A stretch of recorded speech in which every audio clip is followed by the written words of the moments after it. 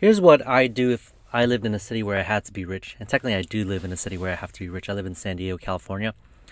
But I'm going to pick some place that is extremely drastic. So, San Francisco, the Bay Area. Homes here are extremely expensive. Probably, I think, more expensive than LA, San Diego. And out of the three big markets, I think the Bay Area is technically the most expensive. Of course, if you go into market, like into like specific zip codes and stuff like Santa Monica, like Palisades or something like that, then it's a little bit different story. But every single market has really expensive homes from those three cities. But specifically, when I did my research, San Francisco, the Bay Area has the most expensive homes out of those three big California markets. And what this video is going to be about is like the problem that they're all facing. All these people who live in these cities is you essentially need to be rich. And what I mean by rich is not like pharmacist rich. I'm a doctor of pharmacy. Like my peak year, I made around $170,000 as a pharmacy manager, and I don't think that's a lot of money. Definitely don't think it's a lot of money for California, because I've also done studies specifically on like what it costs to live a middle class life in California, and what it costs to raise a family of four. So you, your partner, two kids is what I define as a family of four. It costs around $190,000 to just live as a middle class life, which in that case usually means you have a car, you have a house that you either buy or rent. So even the mortgages, if you're paying $1.2 million, $1 million for a home, your mortgage is going to be like $6,000 to $7,000 depending on how much you put down. My mortgage was a little bit less when I bought my $860,000 home. So I got it a little bit over a year ago, so it was a little bit more affordable. But I've done a lot of improvements. It was a fixer upper, so you normally can't buy homes for $860,000, let alone a small multifamily, which is what I got. But yeah, homes are generally 1 million plus if you want to have like a middle class looking home, and you don't want to have to do a lot of work like I had to do. Rents on average for like a 4.2 is 4,000 plus easily. And I know it sounds probably weird for anyone who's like out of state. It's like, man, why would anyone live here? Like, what do you have to do to make it happen? So if you just multiply like 6,000 times 12, that ends up being like $72,000 in just like your mortgage, which means you're essentially cash poor because you bought a home. And if you did it with rents, it's 4,000 times 12, which is 48,000, which is still no laughing matter. That's a lot of money. And if you made 170,000 like I did my peak year, you only kept technically a little bit less than 100 because of investing. First of all, you want to match your 401k as someone who talks about money. This is a money channel. If you don't like money, we're chatting about it. It's probably not a video for you. But you got to pay taxes. You got to pay state, federal, Medicare, Social Security, and health insurance and all that crud. And that just takes a big chunk of your money away. So even though I said I made 170, I made like barely 100 as a doctor of pharmacy. And I just told you that living middle class in California takes $190,000. And what I mean again by middle class is the house, car, food, groceries, vacations, eating out maybe once a week or once a month, I think is what I initially did my research on. Childcare and, just daily living costs. Everything's going up in price here, and it's like going at a speed where wages are just not keeping up. So if you're like a W-2 earner, like a high income with quotation marks, you're not likely making $190,000 unless you're like a neurosurgeon or you guys are dual income with low kids to no kids. In the Bay Area, there's a lot of tech jobs, so a lot of people make a lot of money. So it's definitely possible, but it's not going to be like that likely forever either. Like tech comes and goes. AI is making a lot of tech jobs irrelevant. I'll tell you that too. Like if you have like ChatGPT and like it can learn coding and all that stuff, your job is at risk. Same with my pharmacy job. Like if I ask ChatGPT about drug interactions with two drugs, it provides a pretty accurate answer. Like you can just put like, hey, is there anything wrong with taking alprazolam with opioids? And it'll tell you there's a high risk of respiratory depression. You don't need to be a doctor technically to know that. Although where it's beneficial is like you need to prompt those questions. So that's where like our specialization and expertise comes in place. So it's not like we're gonna get like replaced completely, but it's definitely making it much easier for me to perform at the 1% of pharmacist or real estate investor or whatever you are up there, a tech worker. So you probably need to be making like $400,000 plus to be considered middle class now in California, and it's not gonna likely stay that way all the time. So what I'm getting at is you need to be rich to live in California, and if you want a middle class lifestyle.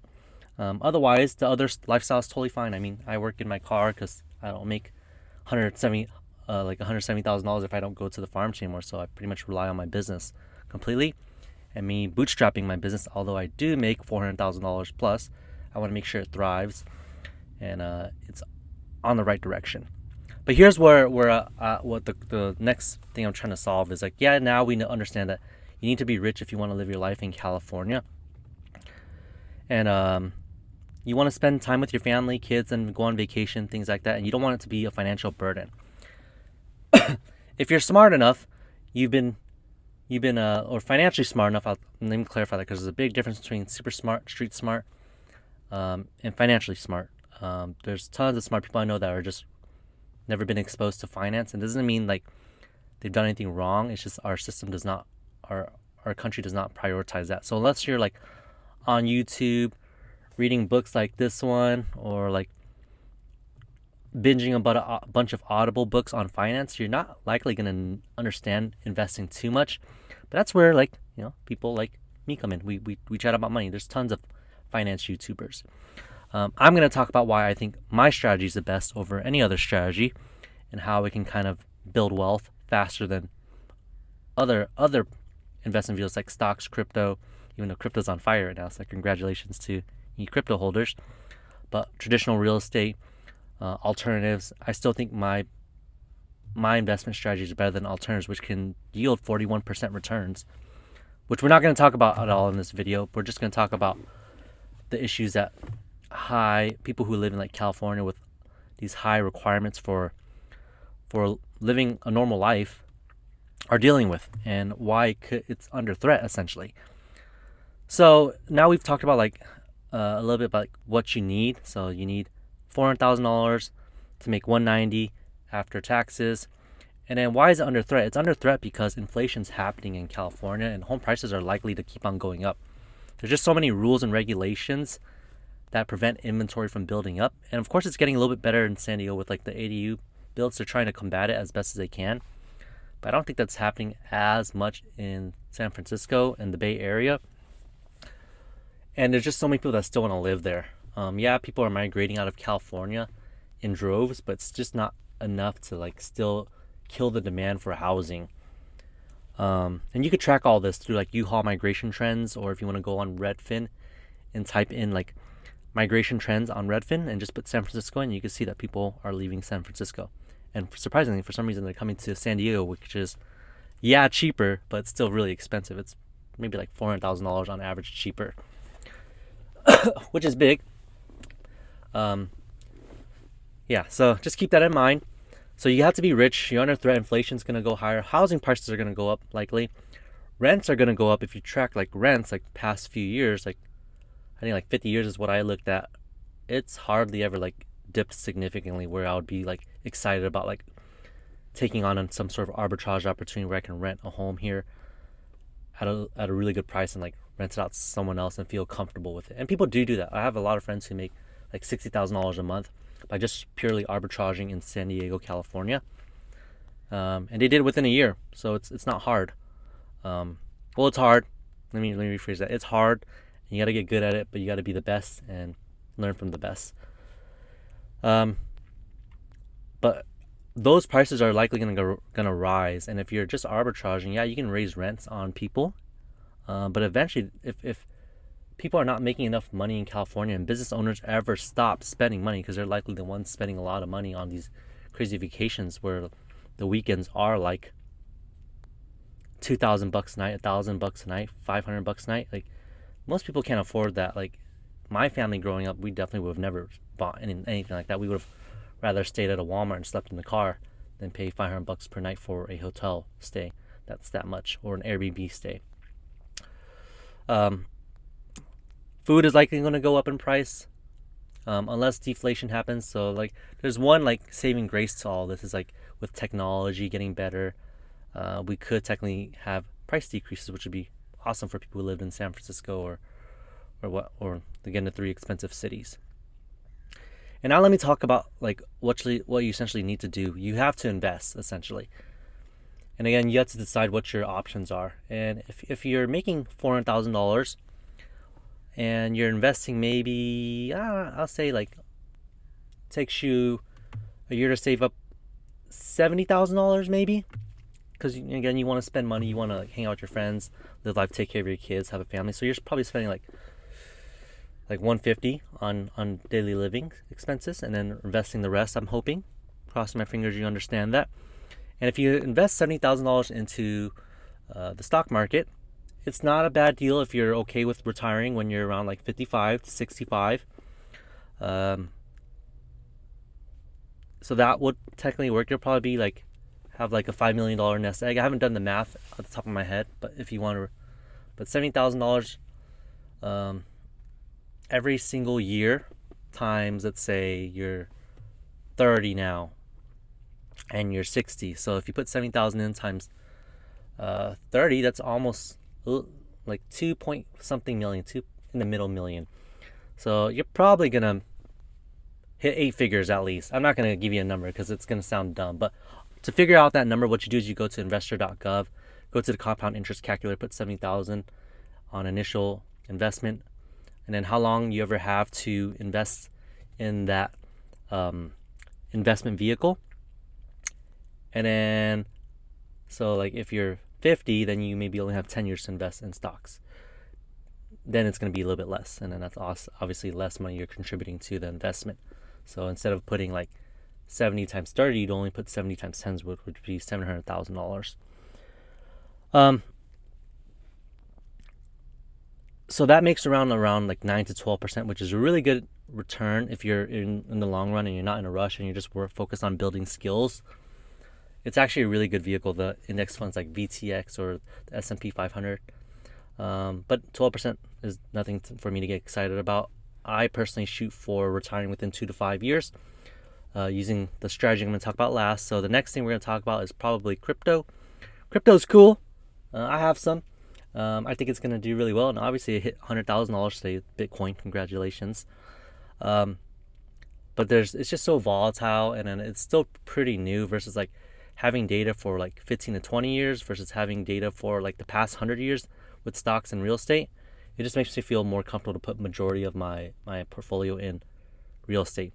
I don't do as much stocks. I have like 150, I think, in stocks. And I'm not really contributing too much more to that until I maybe do like get into like 8 figures worth of real estate, which is getting closer there. I'm almost there. And it'll come by pretty fast, like with business coming through and me reinvesting a lot of profits from business back into my our real estate portfolio. So if you do crypto, it's like potentially like 100% returns, but the volatility just scares me, and we don't know like when you're gonna need it by, and it's also dependent on whether people see like value in it or not, which I think people do. Like it's just like how, sometimes there's one Mona Lisa, and you can buy that Mona Lisa and the prices generally go up in value, and the Mona Lisa doesn't really do too much besides entertain you and give you a really cool story. But Bitcoin technically is kind of very similar. There's only going to be a set amount of it, and it's literally just numbers on the screen, and it just has a cool story about like what it does. Like you can use it for money, which ends up not being feasible unless you're on like the Lightning network, which is like a really fast transaction network. And I'm not going to talk about crypto because it's going to get boring, but yeah, similar concept with crypto and art. Low utility and high euphoria, and yeah. So yeah, if you're into that and you like crypto, you can go all in on it. That's up to you. I personally wouldn't recommend it, but I have some and I like it. The next thing is probably like real estate. And then no, let's talk about business. Business is really good. So business in general, if you're good at business and you have a skill you can sell, and you're able to understand how to scale stuff, like so reading books like this business book, or like Ready Aim Fire, $100 million leads or $100 million offers, um, by the Hormozis. Really good books to help you scale up and sell stuff. And if you're willing to do the work, honestly, this is your best use of time and money to invest in, because you can pretty much make a lot of money from almost nothing, which ends up being a really good return. So business, highly approved. If you want to do that, if you're getting into business, do that. But eventually, maybe you want to put some of that money you make from the business into index funds if you don't want to reinvest it, because there's something called a market cap for the business cycle, for the real estate cycle, crypto cycle, and stock market cycle. And that market cap means like how much money is actually in the whole system, and when does it become not effective for you to keep on basically running ads, hiring employees, and how stable is it going to be? And that's what usually the limiter is for business. And you have to understand that term called market cap. And the last thing is real estate. Long-term real estate, traditional real estate. It's cool. You get tax write-offs, you get appreciation, you get principal pay down, and you get rents. So that's just like buy a home and put a long-term renter in it. And it's harder to find nowadays those in San Francisco and San Diego and LA, to be honest, that cash flows from day one, unless you're putting in like $500,000 or $600,000 down. And that's where the problem comes in. That's the problem I'm trying to help people solve. And I think it's going to be good for the world overall, because the strategy I'm going to discuss is kind of unique. But yeah, so if you're trying to cash flow on traditional real estate, which is long-term rental in the California markets, it's just not going to be good, to be honest. Like if you think about it, if you put $600,000 down, and then on just rents specifically, you only make like $1,000 every single month times 12. That's $12,000 divided by $600,000. Just go put it in stocks. The investment's better there. And you're gonna say, oh yeah, but I won't get the appreciation and stuff, the tax write-offs and all that. And it's still almost negligible, because like the effort to think about real estate, the headache that comes with management, it might not even be worth your time, especially if you're a high figure earner. Just put it in stocks. But here's the best way to buy real estate, and this is where it might be actually worth it for you. So we all have heard of like real estate, like Airbnb arbitrage, where you obviously rent out a home and you will rent it back on Airbnb to make money. I guess I shouldn't say obviously, but it is a common thing for a lot of investors to do now, and they love it because of cash flow. Like imagine putting in $35,000 for furniture and then making like $5,000, $4,000 net after doing all that. So let's just go in the low 4,000 times 12, that's $40,000. You put in $35,000, you essentially made back your money, and everything is pretty much pure cash flow. And then you put in a contract in there using like a 3-year term. And I'm not pitching arbitrage, by the way. I'm just telling you what happens. But essentially, you've gotten your money back within a year, so your risk is gone. So yeah, the landlord kicks you out, or like your furniture gets completely damaged, and you need to replace it or something like that. It doesn't really matter, because you got all of your money back, and you probably made like 10 grand on top of that within the year. And usually your contracts with the landlords are about 3 years. But if you want to extend it, you can buy it and all that, or you can just replace the furniture. So that's arbitrage, typical arbitrage. So now I'm going to talk about like wage arbitrage. So in California, we have some of the highest wages in America. And it's honestly like an advantage that you have over other people, because if you go to, like if you just think about it, the minimum wage here is $16. Anywhere else, I think the average minimum wage for most people is like $9 or something like that. So that's already like like a 40% more than almost everyone else. And if you take just that, like if you're able to save a lot of money, like we're going to talk about the high figure earners, but if you're able to save like $70,000 a year from your $400,000 income, or $190,000, or if you're just extremely frugal and you can save like a bunch of money from $190,000 income or $170,000 income, good for you. It's really hard to do that, but it's definitely possible, and I definitely did it when I was younger. But say you made $400,000 and you're able to like save up. You have like literally in your bank account right now $70,000 to $100,000 saved up. You can't buy a home really in California that will cash flow. You can do arbitrage deals that'll work, but you don't own the home. And arbitrage deals are cool because you can get up and running within the month. But again, the biggest risk that you take is not owning the home, getting kicked out. And yeah, you have the contract in place, but it doesn't mean like your landlord could just be a complete like a-hole and screw you over. But when you own the home, you basically de-risk a little bit. So my strategy is specifically go to rural neighborhoods, and I use something called datacommons.org, which is powered by Google, to kind of do some brief, broad market research and figure out like the population, what their income level is, and all that stuff. And you can do it for any city. If you want to look up San Francisco, you can put it in Data Commons. And then I'll do like Zillow searches and then put filter of $200,000 homes. So instead of paying $1.2 million, I'll pay only $200,000. And I'll buy these rural rental real estates for like a fifth to a sixth the price of a home in California. But what I've learned is like having properties in multiple cities and states and San Diego, that my properties over there, if you set them up exactly how you would in San Diego, you almost make pretty much about the same amount. So I have 3 personal properties there, and my clients and friends and other investors that I work with are on track to hit around $70,000 to $120,000 per property. I think my worst property did $60,000 like a year or two ago, and it's been rising, which is really cool. And things I'll look for to actually ensure that my rentals do well is by actually going on Airbnb website, the Airbnb website, and then punching the city. So if you go to like Joshua Tree, you'll see that it's a very common place to have an Airbnb because there's a national park there, and there's like a lot of money going there, like from people from California who want a vacation. But it's around like $400,000, $300,000, $500,000 for a home there, and it's super saturated. So there's over like thousands of rentals in there because everyone from California feels comfortable investing in their own backyard, and that ends up being like low barrier to entry. It's like, oh, I can't buy $1 million property in San Diego and make it cash flow. I can put $500,000 down in a home in Joshua Tree, have no mortgage, and at least make the same amount of money as I would in San Francisco. So people are doing that, but then you take it one step further and buy in these places like West Virginia, Kentucky, Ohio, South Carolina, Florida, where I'm buying, and the houses are a fifth the price. So again, $200,000 or less. And you set them exactly up how you would in like Joshua Tree, like how I have my home set up. And it costs around $35,000. Flex your muscles of like a really good design plus amenities. So like hot tub, sauna, foosball, deck it out with really cool lifestyle photos. So like I play like, cornhole on my pictures, and then make it look like it's interesting and very inviting.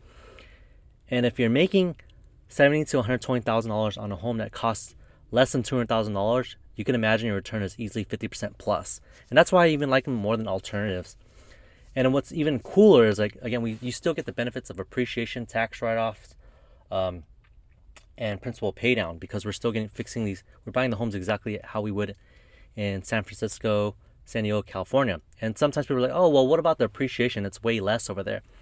And here's the actual like facts to cold hard data. I've looked up since 2017. California gets around like 4 to 5% on average annual basis in those big cities. I do counties specifically. And if you just look in the past, like you can use something called reventure.app or just any like ChatGPT or Google data. If you look at like places like Oak Hill, West Virginia, Fayetteville, West Virginia, they've been appreciating at a 10% rate. So it's not the fact that California gets more appreciation. It's that the houses are so expensive. So when they get a 4% appreciation, like boost, it looks gigantic. Versus like over there, the houses are $200,000. So when it gets a 10% boost, it's only $20,000. But imagine you spent that same exact amount that you would have in California and brought it to West Virginia. Now you're fully invested at, I don't know, $1.2 million. And you have $1.2 million worth of property in Oak Hill or Fayetteville, West Virginia. Now you have all those same benefits, plus you have tons of cash flow, so your risk is like so freaking low. And that's why there's no pretty much other investment that I can think of besides like business that does this well. But this is semi-passive. You can hire a property manager out and still like get these benefits if you're a super busy individual who makes like $400,000 a year, and it wouldn't make sense for you to step out and do your own work. Like you can go to Showplace HQ, you can use my services. for design and setup. You can use our coaching service to help you find a deal. Like, these are not issues that are a deal breaker. And if you don't want to like actually chat with me, like go one-on-one with me, I share everything for free on Instagram. Like I share my top 10 markets. I share exactly what I do, how I manage it on my posts. And if you want like something a little bit more serious, then yeah, you can check out our website. I'll leave a description down below, shameless plug, about how we do this and how we help our customers. We have testimonials or before and after pictures. And that's why I think it's the absolutely best way to get rich, so you can keep on living in like expensive city in San Diego, and your livelihood is no longer at threat because of inflation and just rising prices, and unfortunately not huge wage raises. Happy holidays.